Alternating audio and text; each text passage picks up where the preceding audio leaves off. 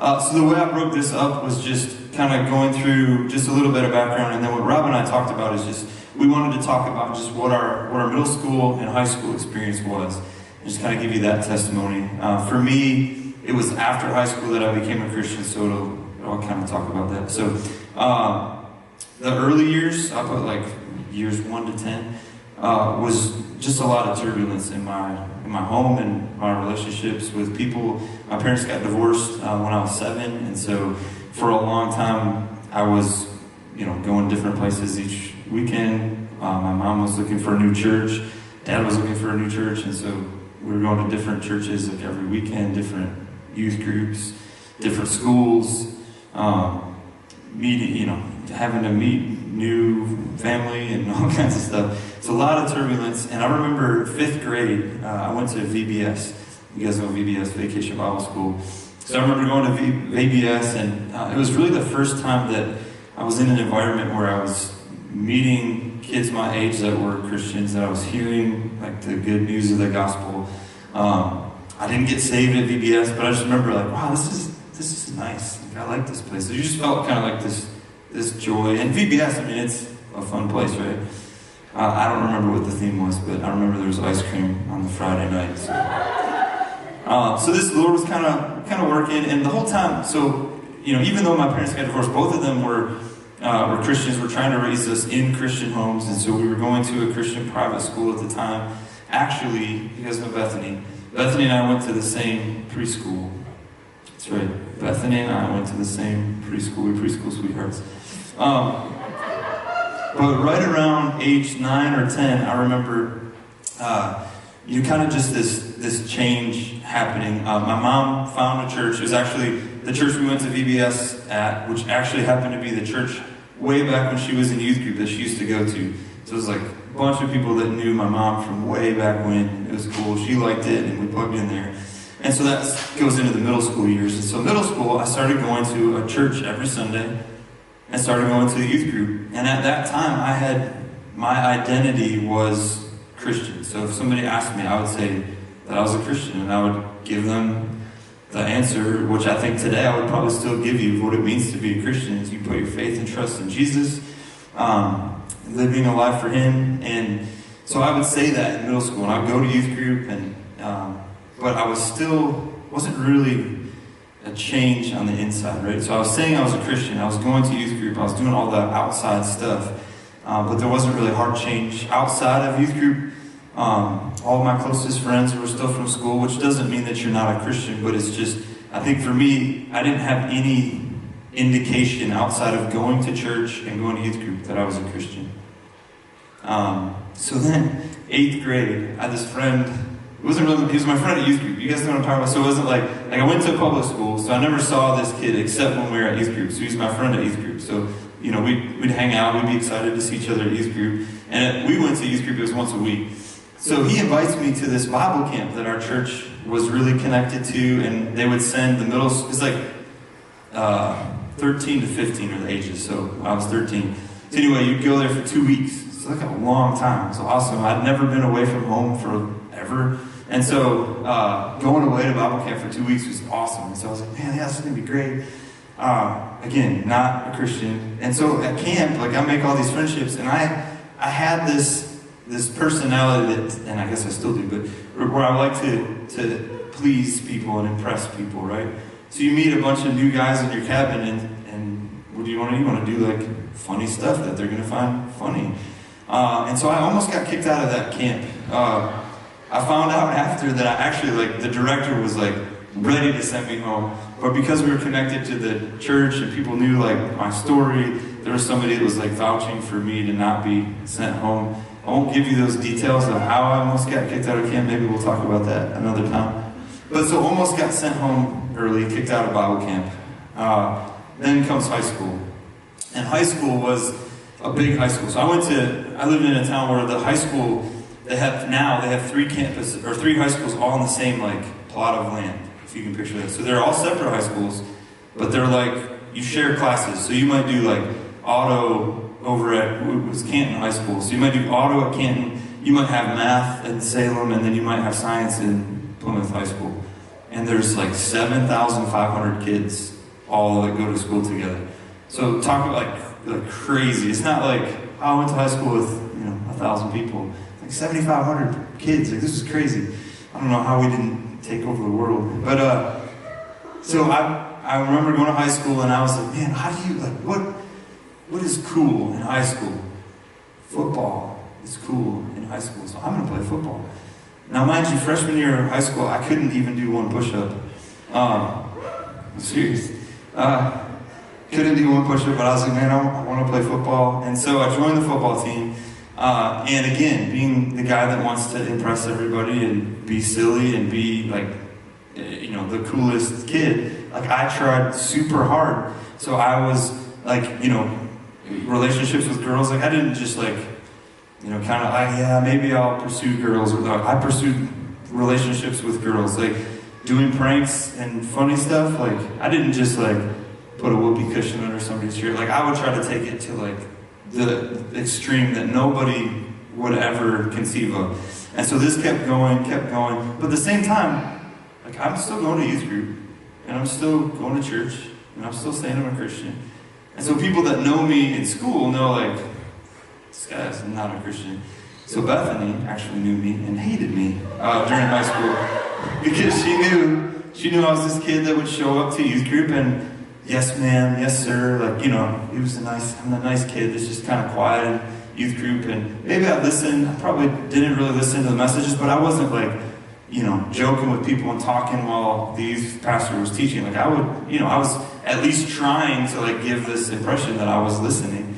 So the whole time I'm going to youth group, going to church, but I'm pursuing hard. And this passage came to mind. I don't know if you guys have ever read Ecclesiastes, but it was kind of like Ecclesiastes 2, where the preacher, Ecclesiastes, talks about how he's trying all of these different areas of life to find joy and to find happiness. And at the end of his long, extensive research, he basically says it's all meaningless. Like you can't find life and joy under the sun.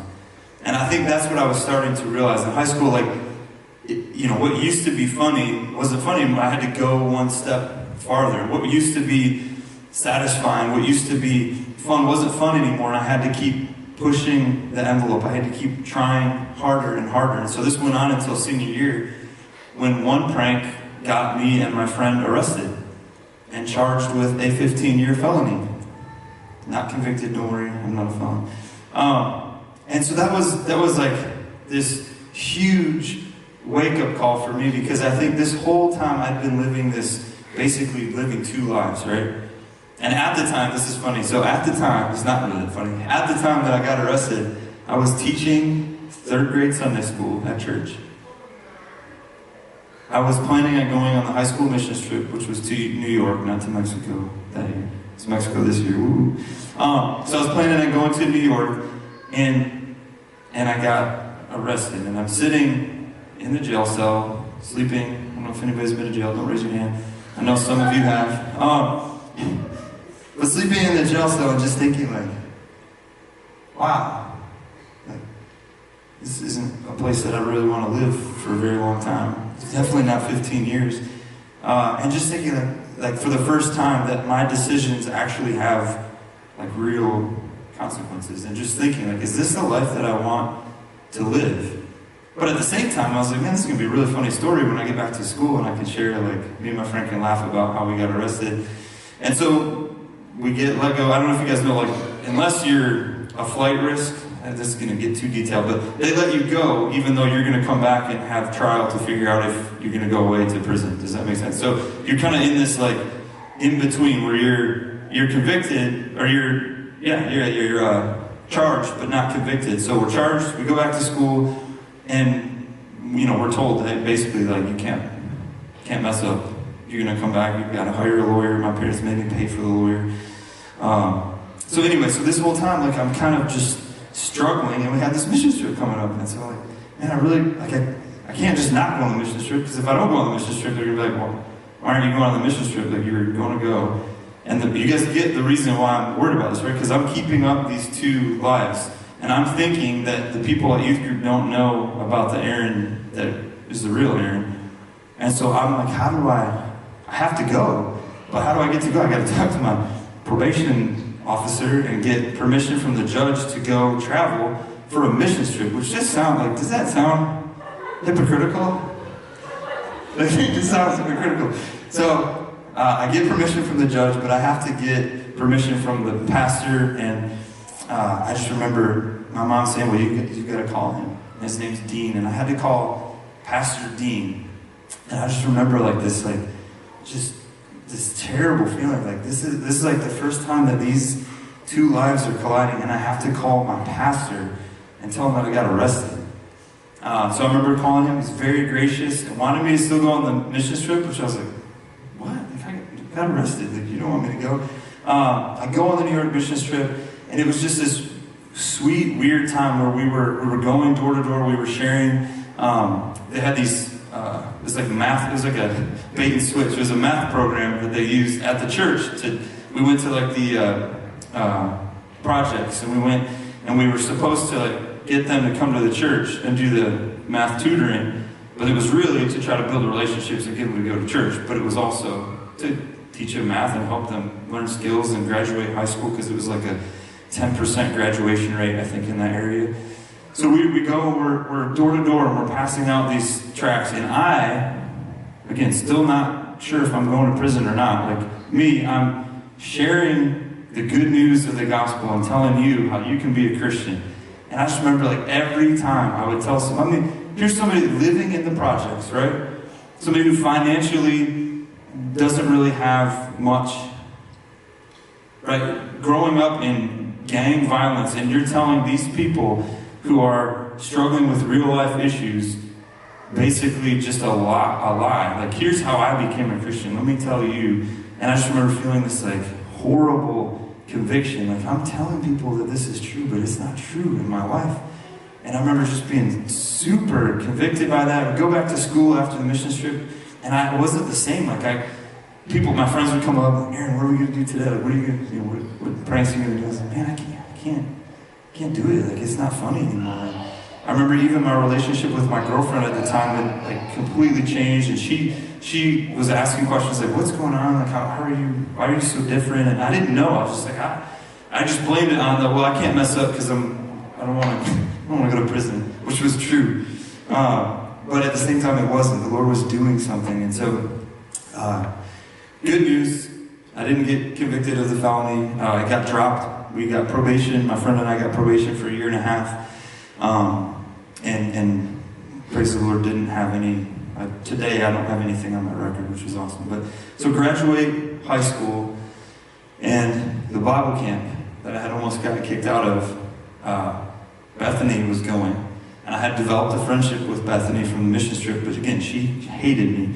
What I found out later was praying for me and praying that the Lord would work in my heart, and He was starting to work.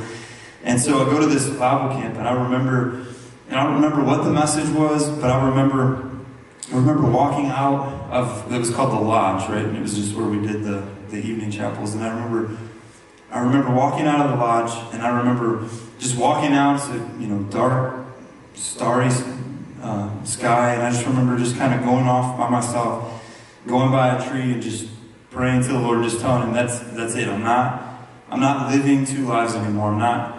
I'm done, pursuing and trying to pretending that I'm a Christian and then not really living it, and I'm going to live completely for You.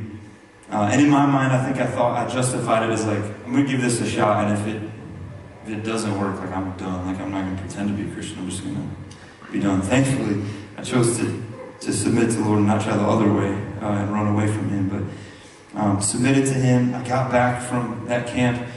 The next day, I set up a meeting with my girlfriend and broke up with her. And I told her, I was like, it's because I'm a Christian. She was like, I'm a Christian too. I was like, I'm pretty sure you're not. I'm not going to give you guys any details, but I was pretty sure that, like, no, I don't think, like, this is a good relationship. Even if you're a Christian, like, this is not a good relationship. So she's crying. I break up with her. And I'm just kind of for a month or two, like, struggling with this. And then the Lord just met me. And I started praying for the first time. I started reading my Bible for the first time. I started reading books, Christian books. It just started growing and growing. For the first time ever, I had close Christian friends that I became friends with that would build me up and encourage me. And we would go, and I remember telling you guys this a couple messages ago, but we would go to parties afterwards, not for the fun of the party, but just to go to talk to our friends that we knew weren't Christians and just share the gospel with them. And I can't tell you the growth and the joy that I felt having those friends to encourage me, to come alongside of me, to equip me, to challenge me, to start living out what I have been saying for years and years that I was living, to actually start living that out and walking that out. So that's kind of a quick overview of my testimony and how the Lord met me. And what Rob and I wanted to talk about was just kind of just a little bit of how relationships played a part in that. And so I hope you hear that in both words, that really for me, after becoming a Christian, the Christian relationships were the ones that supported me, that strengthened me. And it might have been confusing a couple weeks ago. I was talking about all the dangers of the non-Christian friendships. In no way was I saying we're not supposed to have friends that we're reaching out to that aren't Christians. But our closest friends, the ones that we go to for advice, the ones that we go to for support, those are Christians, right? Because we're fellowshipping and fellowship together. So anyway, thank you guys for your time.